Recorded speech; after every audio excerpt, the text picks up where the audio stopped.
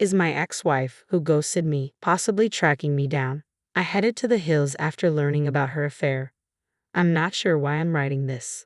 But now that it's all in the past and I've moved on, maybe it will help someone.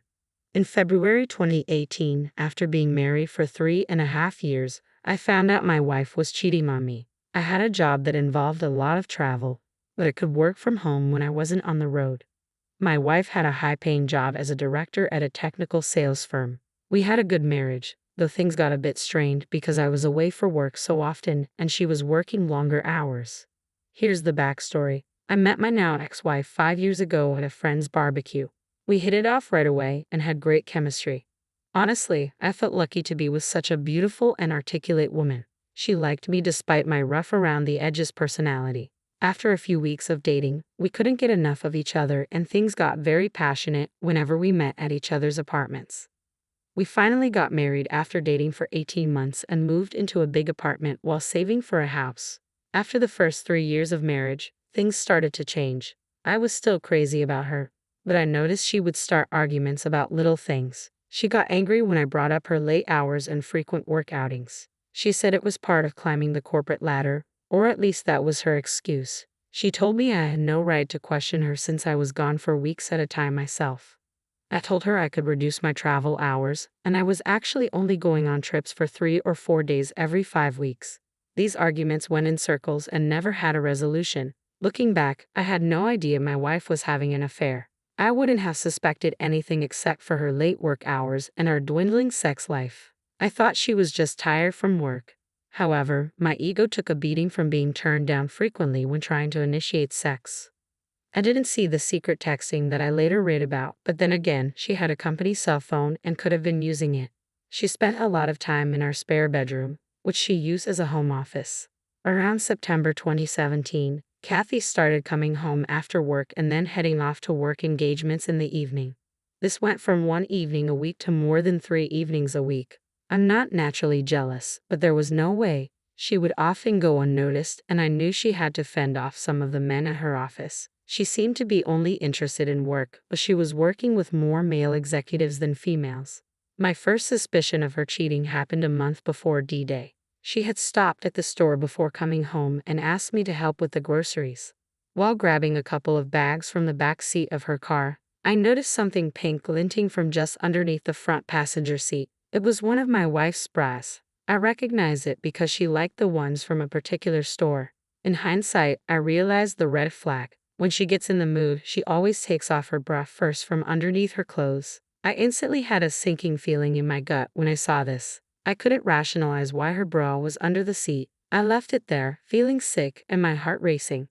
When I returned to the kitchen with the bags, Kathy asked if I was okay, saying I looked like I'd seen a ghost. I brushed off her comment, trying my best not to show my anger or betrayal. But it took all I had to hide my feelings. That evening and the next, I decided to see if she was involved with someone. I started thinking about all the clues I was missing. I had no proof except for the bra.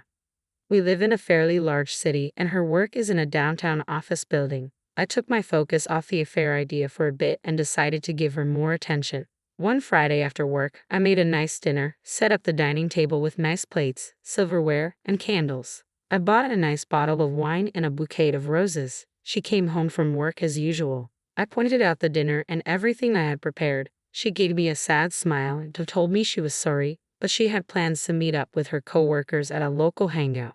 She said she could grab a quick bite with me before she left but had to jump in the shower first. My insides flipped and I became completely speechless. I won't tell you what kind of rage I was feeling at that point, but I had finally had enough. While she was in the shower, I grabbed my company cell phone and planted it in her back seat. I had been thinking of this lately as a way I could track her location with my personal phone. I went in and dumped the meal in the trash along with the flowers. She came back after her shower, dressed up and looking great as usual. She said, "Okay, let's eat." I told her, "Never mind, go out with your friends." She looked at me strangely and asked if I was mad. I said, "I'm disappointed by you never wanting to do anything together." She became angry and told me to quit acting like a child, saying something snarky about having a short fuse. I stood there, letting all this sink in, and said, "Foolish me." I thought she might want to spend the evening together for once. She just smirked at me and left in a huff. I took out my other phone and started tracking my work phone. I saw her stop about 20 minutes away at the bar she frequents with her work buddies. I decided to head out and locate her car. Sure enough, there it was in the parking lot of the bar. I sat across the street in my car, waiting to see if I could spot her. I felt so unlike myself, like a stalker, but I rationalized that I needed to satisfy my anxiety about her whereabouts. About an hour after I arrived, I saw her coming out of the bar with a man who looked like one of the executives I've seen from her work. He grabbed her, pulled her close, and kissed her. My stomach knotted up, and my body went completely numb. They headed over to another car and got in together. I did my best to follow them. As the car pulled out, they traveled about 10 minutes away, to a hotel. I pulled over on the street next to the hotel and watched as they got out and walked hand in hand into the hotel. I had seen enough. I felt like an idiot. I started banging my fist on the steering wheel. That's it. Something inside me went completely blank, and I'm not sure if I blacked out or had an out-of-body experience. When I recovered myself, I decided I needed a drink. This is when my life took a new direction that I would have never guessed. I just started driving out of town, reliving everything I had just witnessed, and I hate to say, crying with rage. I headed towards the outskirts, about 30 miles away, and found a nice little bar to pull into. I found a seat at the bar and ordered a drink. I must have looked terrible because the female bartender mentioned that I looked like someone had taken the wind out of my sails. I managed to smile and said, "You could say that." A guy took a stool next to me and started up a conversation. I wasn't really in the mood to talk, but something about him made me feel comfortable. We started talking, and after a while, the subject of my wife cheating just tumbled out of my mouth, along with how I just wanted to leave her and forget her. He looked at me, slapped me on the back, and said, "Buddy, you are not alone. That happened to me a few years ago. I believe that sometimes these things happen for a reason. And let me tell you, your life can now change either for the better or the worse. It's entirely up to you."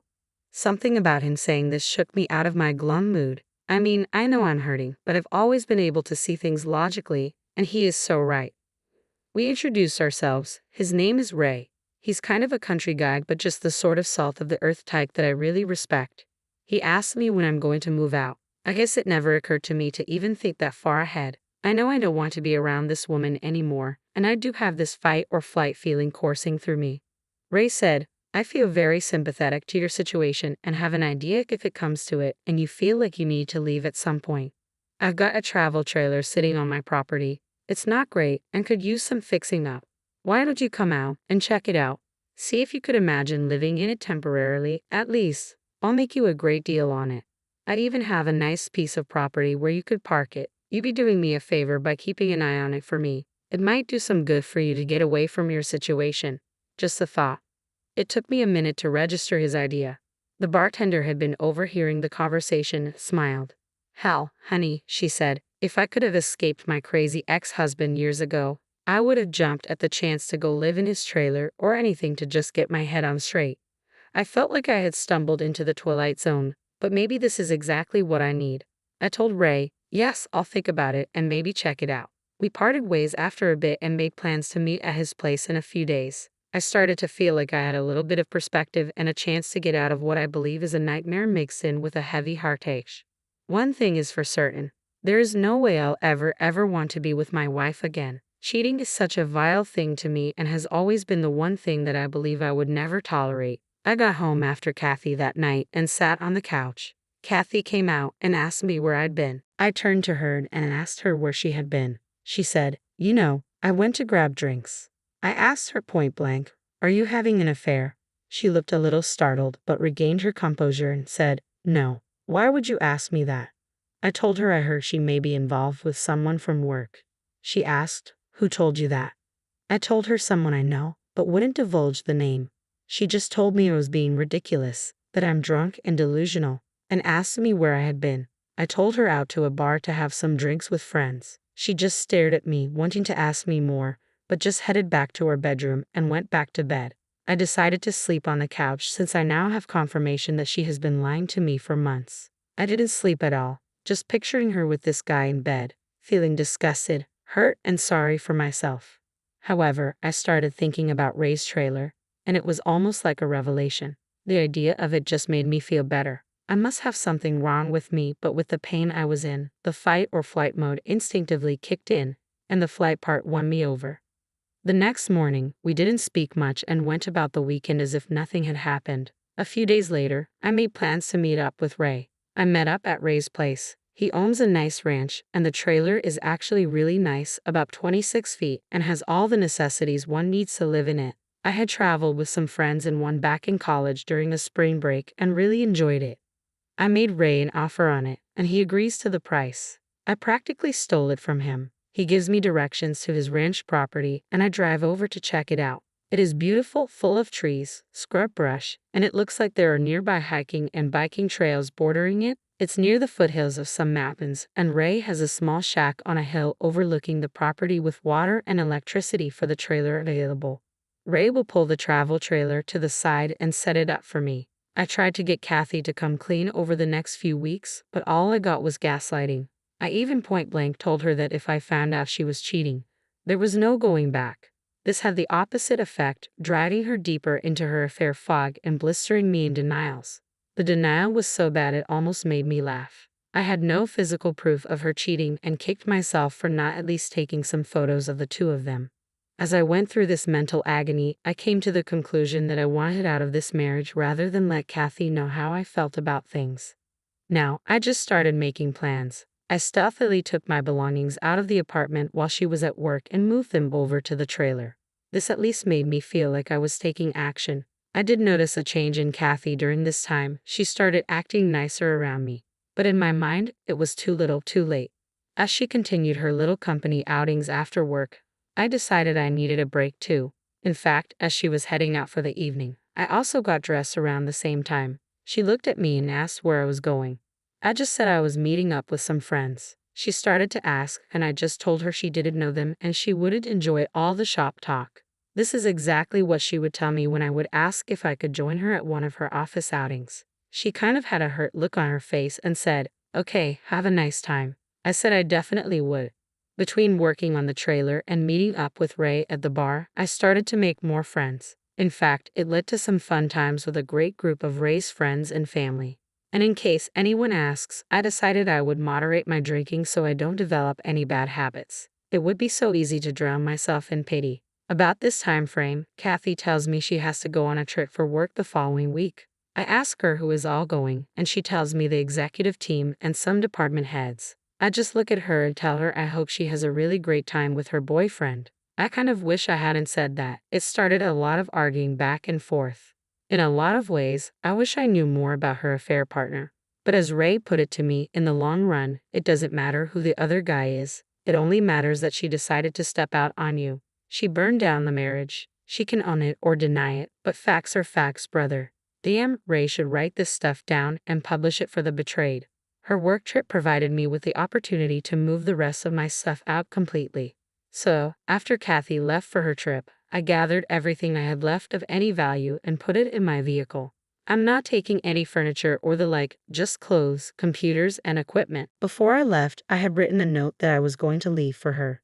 But after rereading it, I decided to keep it simple.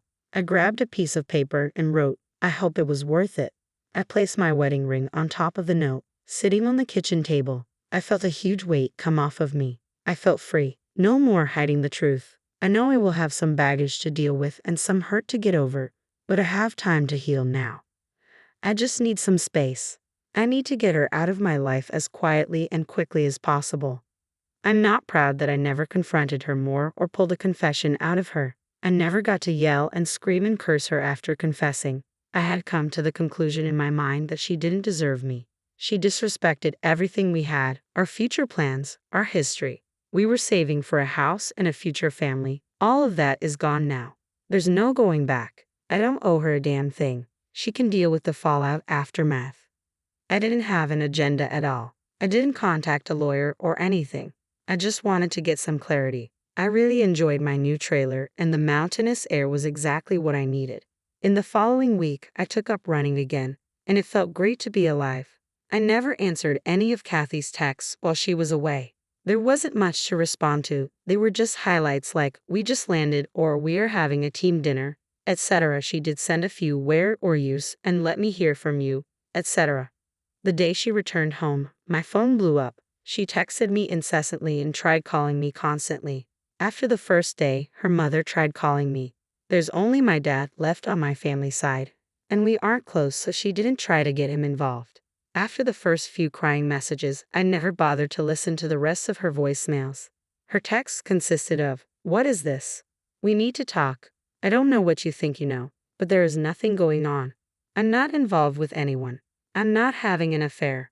After a week of not responding, she finally leaves me a text saying, "I'm sorry things got out of hand. I was involved with someone at work, but it meant nothing. I got caught up in my work and you were gone a lot, and I just made a mistake. I was going to end it. Haha, mistake." This was the confession I had been seeking all along. For some reason, it just made me dislike her even more. Why couldn't she be honest?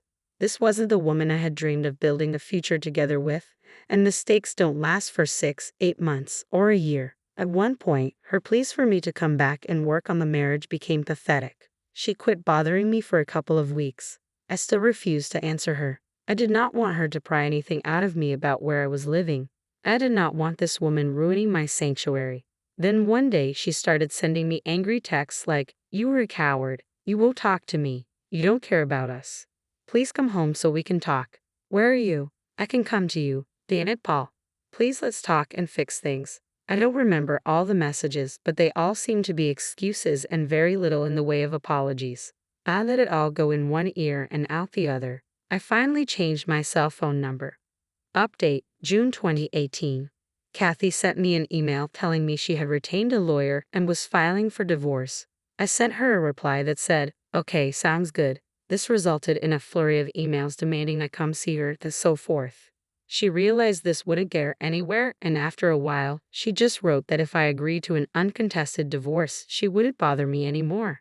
I agreed, and several months later, finally, I was truly a free man. I never had to see her after I left our apartment. No closure for either of us, but it seemed like that was more important to her than to me.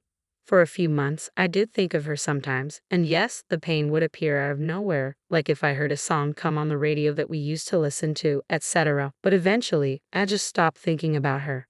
Update, well, I am officially divorced. Things are really good now. As a matter of fact, I met a great girl. I was out on a run on a trail just down the hill from where I live. I helped her change a flat tire, and we really hit it off. She is amazing and cute as hell, though a few years younger than me. She loves my lifestyle and calls me her mountain man. I'm in no hurry to get serious, but I'm not about to give up on women completely.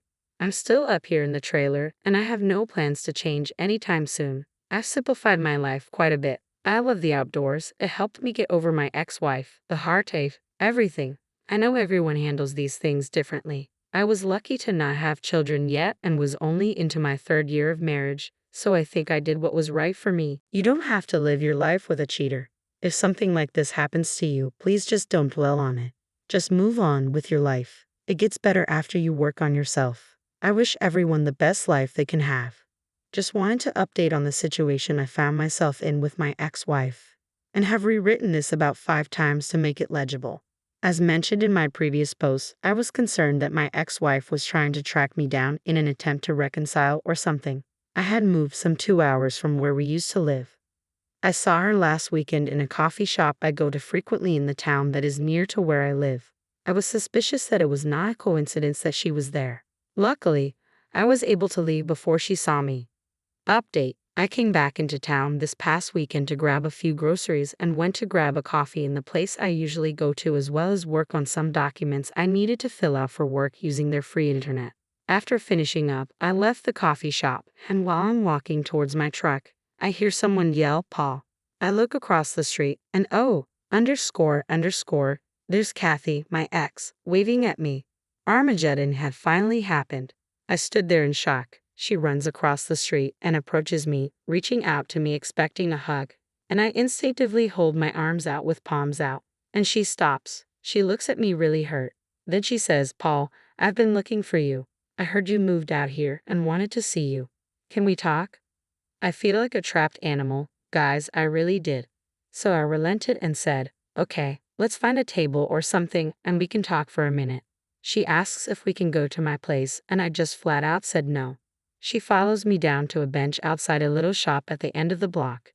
She starts by saying how much I've changed and how she loves my new look, my beard, blah, blah. She liked how my physique had changed, how I looked so fit. She puts on a good act, and guys, she looked hot. She had on these little white shorts and a tank top and her hair in a ponytail like I used to like. My radar was on high alert, and I could tell she was really turning on the sex appeal. I had to really rein myself in here to see where this was going. She starts out by apologizing about the whole affair thing. She says karma really hit her hard after I left her. Company learned of her affair and basically made things so unpleasant that she quit her AP, who had a fiancé at the time, got a reprimand, and was moved to another position within the company. He blamed her for us having to move, and she retaliated by telling his fiancé everything, which resulted in them breaking up. She lowered her head a little and started crying. I just sat there looking around, not having anything to say.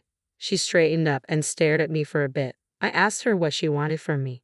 She wanted to tell me that she never intended to start an affair, that she felt like she was drawn in by all the politics and positioning in the company.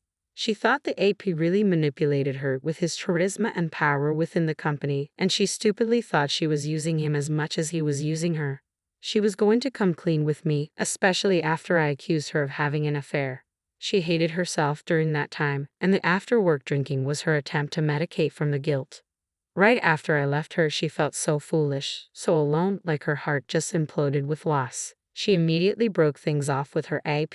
She felt that since I wouldn't contact her or talk to her, that she had to find me and see if she could make things right for us. Maybe we could start over again. She knows we are divorced, but maybe we could have a clean slate.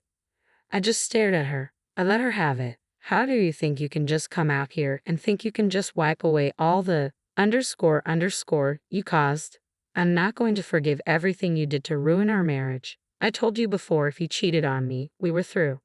There is no forgiveness. There is no reboot of this relationship. You killed it. You destroyed what we had the minute you stepped out on me. How stupid do you think I am? I followed you one night and saw you go into a hotel together. Do you know that? I then realized that I've been raising my voice and people were starting to notice. She started to sob. She grabbed my arm. I let her cry on my shoulder a little before nudging her away.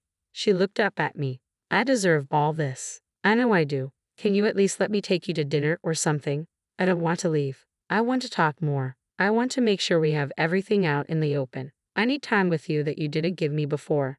Please, Paul. I know you may not want to hear this, but I love you so much. I didn't know how much I loved you until you left me and broke me, and I broke you just as bad. I can't forgive myself. I don't want to forgive myself until the day I die. She started hyperventilating and sobbing so bad that I pulled her up and hugged her. I know. I felt like that was the only thing I could do to maybe calm her down. That moment of realization sounds incredibly profound. It's clear that the situation is complex, and it's okay to feel conflicted about the possibility of giving a second chance. It seems like you handled the dinner with Kathy with a lot of clarity and boundaries, which is commendable.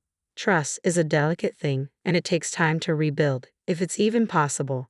Your feelings and boundaries are valid, and it's important to prioritize your own well-being and healing above all else. Keep taking things one step at a time, and don't hesitate to seek support or counseling if you feel overwhelmed by the emotions and decisions ahead. I went back home and had a really good run and a few beers. I felt happy and relaxed. But deep down, I worried that someone might come along and mess up this good feeling. I'm not sure. It's still fresh in my mind, but I have time to figure it out and think things over. Okay, so this might be the last time I update you. I tried sharing my story on Reddit, but the moderator kept taking it down. Here's the deal. My ex-wife found me after I disappeared for over a year. She wanted to talk and maybe get back together. Some people thought I'd be a pushover and take her back, but they're wrong. She wrote me a long email apologizing for cheating on me and wanted to spend the weekend together. But I said no. I'm happy living my life on my own terms. I've been enjoying time with other people and don't feel rushed to change anything. So I told her I'm not interested in getting back together. She was disappointed and revealed that she's moving away for a job and wanted me to go with her. She thought I might consider it because I can work from anywhere, but I declined. Thankfully, I have a business trip coming up, so I won't have to deal with her anymore. She'll be out of my life. She might send a few more emails, but eventually she'll move on and find someone else. Just wanted to share this update. Remember, live your best life, let go of past baggage, and move forward. Good luck to you all.